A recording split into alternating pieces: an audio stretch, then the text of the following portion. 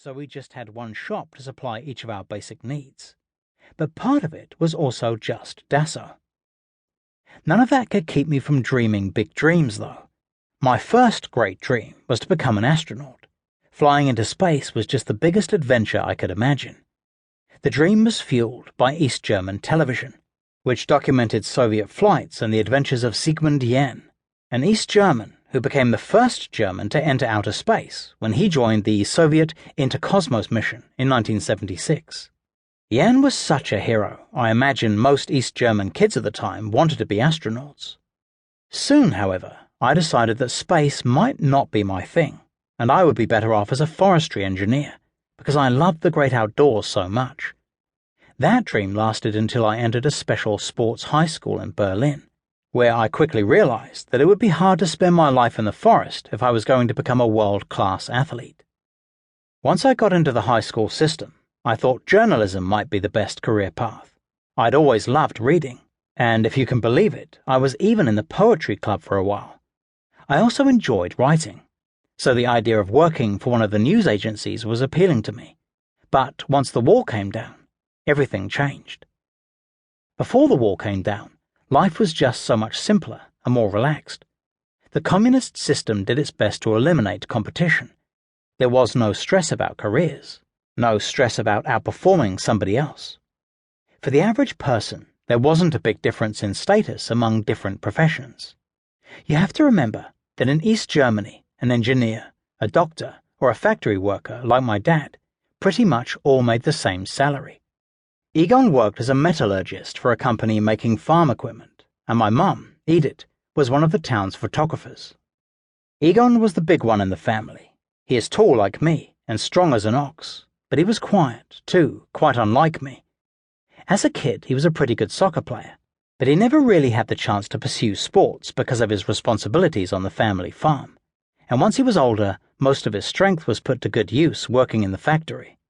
To be honest, I didn't see all that much of my dad when I was growing up, because he generally left for work before I got up in the morning. He would come home at 4:30 or 5 p.m. Sometimes we did homework with him, but I came to realize that when he came home from work most days, he was just exhausted. I saw more of my mum. Edith was able to arrange her work so that she pretty much only worked half days. That way she could tend to us 3 kids. She would get up with us in the morning, fix us breakfast, then go off to work. After school, we would often meet her at the photo studio and start doing our homework while she finished up. Then we would all go home together. My parents didn't have big important jobs, but they only made, say, 100 marks, about $50 less per month than a doctor did. And it wasn't a very competitive thing either, because everybody knew they weren't going to get rich anytime soon.